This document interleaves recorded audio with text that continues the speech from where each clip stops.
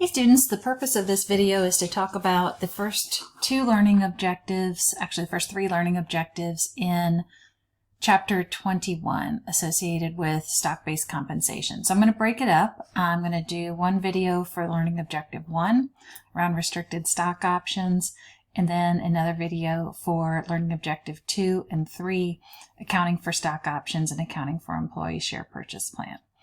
So the reason that this is such an important topic is because, especially as you start to rise through the ranks of any corporation that's got publicly traded shares, you may be compensated with stock-based compensation. And it comes in a lot of different forms. For a lot of the CEO or the C-level executives, what you'll notice is the bulk of their pay comes in the form of stock-based compensation, either through restricted stock or through options. Other layers of management can have anywhere up to 2/3 of their pay come in this form. So these are not only large expenses for a company, but they can also impact you personally throughout your life. So we're going to start with talking about restricted stock plans. And there's two main types of restricted stock plans. You're going to have stock share awards and stock unit awards. Honestly, there is very little difference between the two. There is almost no difference between the impact to the financial statements, the total equity, and the balance sheet. But how we bookkeep it is a little different for both. So before I explain what those are, let me start with giving you a few pieces of the nomenclature. Grant date. This is the date that the board of directors decides to grant an employee some shares. That can be important because usually it triggers other events. Vesting means this is the time that you're earning the share. So when we say my award has vested, that means I'm actually entitled to take economic benefit from this award, meaning I can sell shares that have been given to me, or I can exercise options. Usually there is some time between the grant date and the vest date. And we call that the requisite service period or the vesting period. So traditionally, many of these tend to vest over 3 or 5 year increments. Sometimes it's a cliff vest, meaning you don't have access to all of it till the end, or sometimes it's a prorated vest. So in all of the examples that we're going to do, it's going to be prorated. So when we talk about a stock share award, what that means is the company is granting the employee a share of stock for free, meaning the employee doesn't have to pay anything in order to receive back this share of stock. The share of stock is technically under the name of the employee during the vesting period, and therefore the employee is going to get any dividends associated with it. However, they're not entitled to actually own the shares or sell them until the vesting period is up. If I compare that to a stock unit, that says, hey, we're still going to give you 1 share of stock after your vesting period.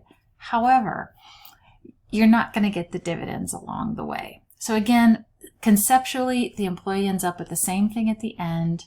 They get their share of stock after it's done vesting, and we have the same impacts to the financial statements, but we bookkeep them both a little bit differently. And so you can see in these two slides, if you pull up the slide packet, it'll tell you some of the differences between them and even compare the journal entries. For example, a restricted stock unit, we don't make any entry at that award date, whereas we do some bookkeeping between common stock paid in capital and another equity account on restricted stock shares. Again, right, did we even really change equity on restricted stock shares? We didn't. We just did a little bookkeeping showing that we issued some stock, whereas we'll show we issued the stock on the unit side when it actually vests. Another point I want to make before we jump into some examples are forfeitures. It just makes sense. People will leave a company, and they might leave before they get some of these vesting rights, right? Before they finish the requisite service period. Sometimes you hear these called golden handcuffs, right? Because employees feel like they want to stay at a company because they have so much equity at stake that hasn't been vested. So companies have to decide as they're expensing this form of compensation, are we going to include an estimate of how many people will walk away as we do our journal entries, or are we just going to update our financial statements as people actually leave? Both of these are acceptable methods. So let's just start with something simple. Okay, we're not starting with units, we're starting with restricted stock shares.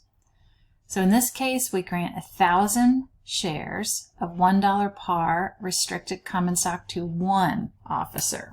Okay, so just one guy, he's getting all of this. So he's getting 1,000 shares of stock if he stays at the company for 3 years. That's his service period. He doesn't get a third of it each year. He gets it all at the end of 3 years, right? Now, as you guys know, this is going to mean we're going to have to do some kind of adjusting entry each year to account for the fact that we've got some expense. So we need the fair value of those shares, and it's $15 a share. January 1st, when we give him this award, we're not going to hand him that share of stock, right? We hold on to it. He can get the dividend, but we hold on to it while he goes through that vesting period. But we're going to do some bookkeeping for it and show it as issued. So notice we do common stock at $1 for the par. Then on our unearned compensation equity, so this sits in the equity accounts, we're going to take the fair value of the stock times the number of shares, and we're going to hold it in that unearned compensation equity account. And we'll balance the entry with paid-in capital in excess of par for common stock. Then, as I mentioned earlier, at the end of each year, we need to do an adjusting entry. Okay, this employee is still here. We gave him something worth $15. Let me flip back. Remember, it was trading at $15 per share when we gave it to him. We don't care what it's trading for in the future. That's our anchor, whatever it is on January 1st. So I say, well, that means he got something worth $15,000 in value. He's going to earn it over 3 years. So I'm going to have compensation expense of $5,000 each year, and then I'll decrease that unearned compensation account.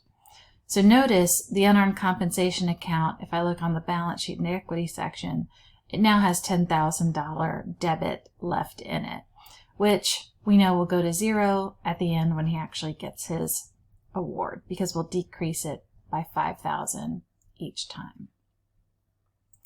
Okay, the next one, and we're just going to see a lot of different permutations of this, right? Now let's assume that he resigned on January 1st of year 2. Okay, he's gone. He doesn't get the stock because he didn't fulfill that 3-year period. So what we're going to do is unwind all the entries we've made so far. So even though that this compensation expense entry was made back here in year 1, we're still going to unwind it. We have less compensation expense even though it crosses a year. We're going to take off those original entries we did to common stock and paid-in capital, which is back here on the first page, back when we gave him the issuance.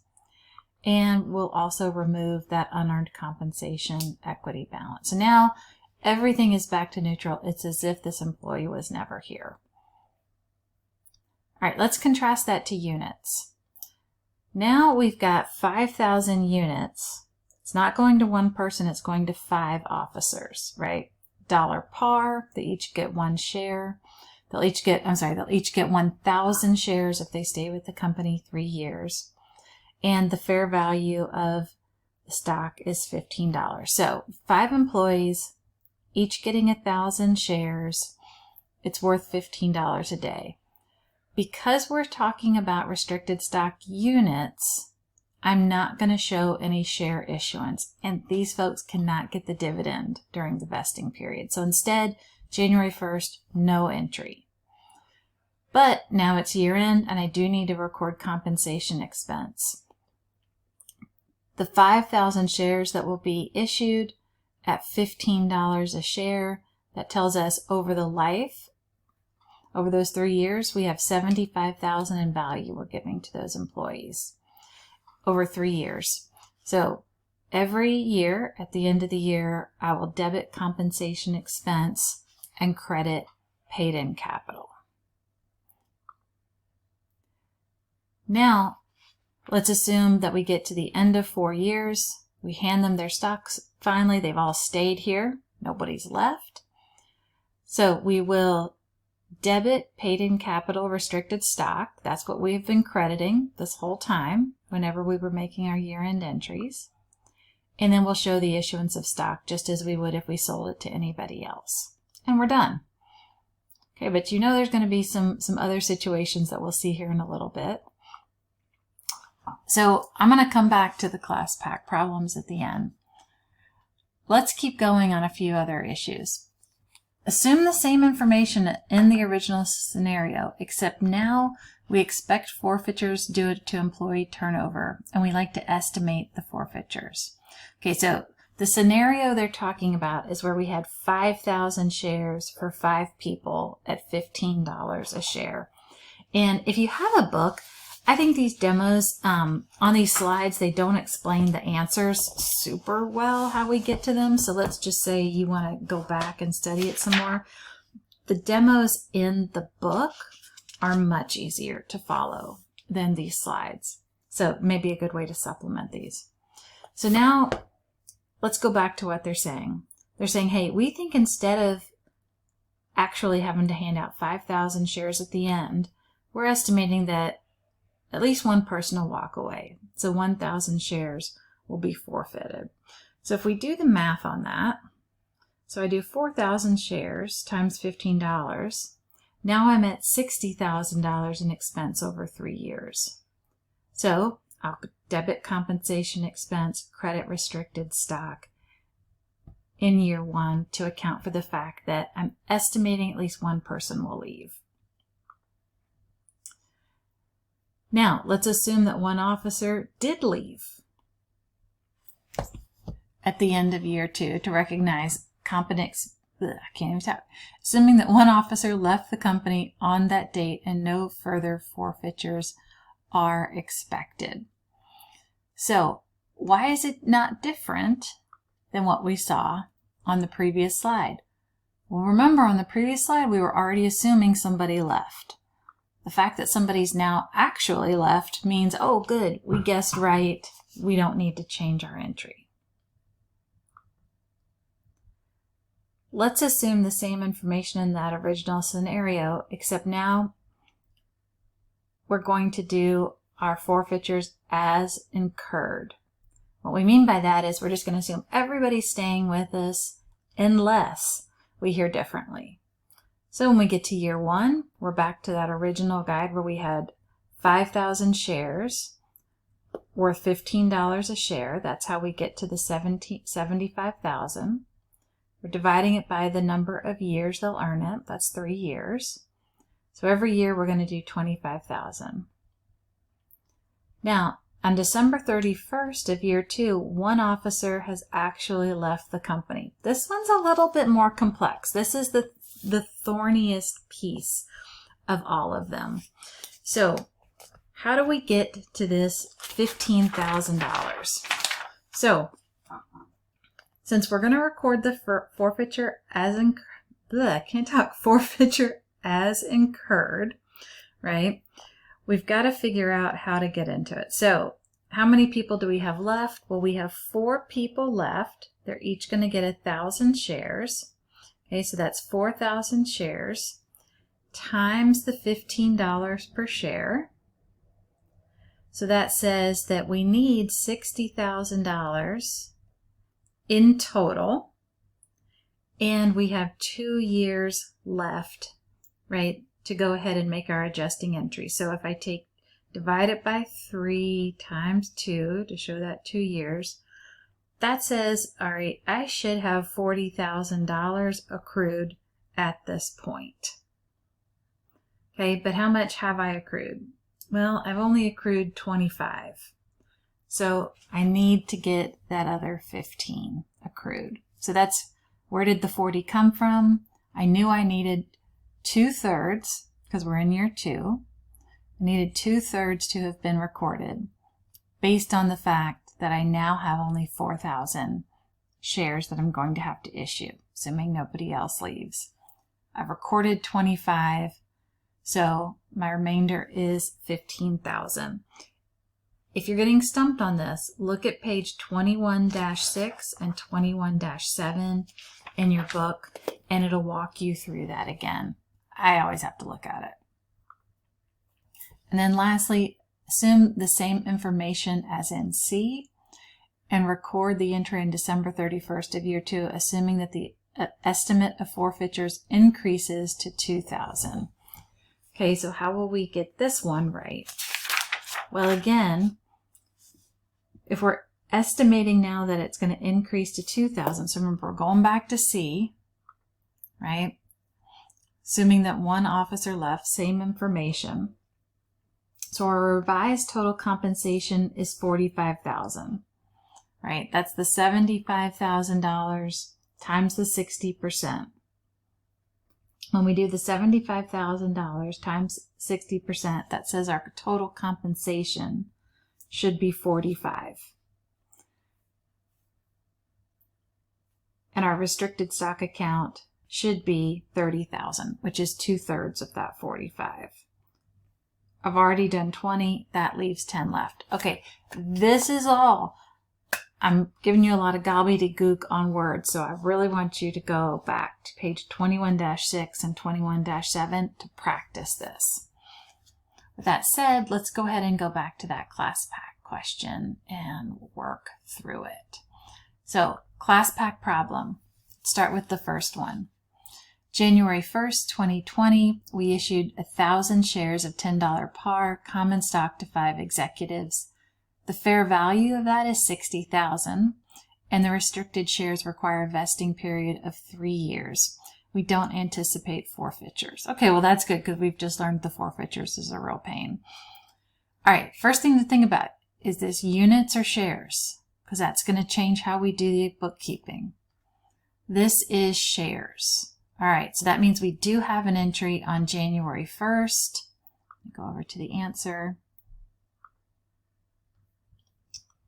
Move my screen around a little bit so that I can see this. So we will have an entry on January 1st. We'll have the $60,000 we're going to put into that equity account, and then we're going to show the issuance. Remember, if it's units, we don't do that. How do we get the compensation expense? Well, we don't think anybody's going to leave us. We don't need to worry about estimating forfeitures because the problem didn't say we're going to do those estimates. So the compensation expense is just 1/3 because it's 3 years. Going back to the one with units, we granted restricted stock to 5 executives for a total of 1,000 at $10 par. So again, we're at 60,000, 3-year vesting period. So let me go back over to the spreadsheet. And notice no entry is required on January 1st, right? Because these are units. But our journal entry looks very, very similar. Notice compensation expense of $20,000, but we credit this account called paid-in capital restricted stock. In our previous problem, the debit to compensation expense was the same, and the credit was to that unearned compensation equity. They're both equity accounts. They're just different equity accounts. All right. I may do one more video over the weekend with those forfeitures because I think that I need a better way to demonstrate that to you guys. But hopefully this gets you through learning objective 1 for now.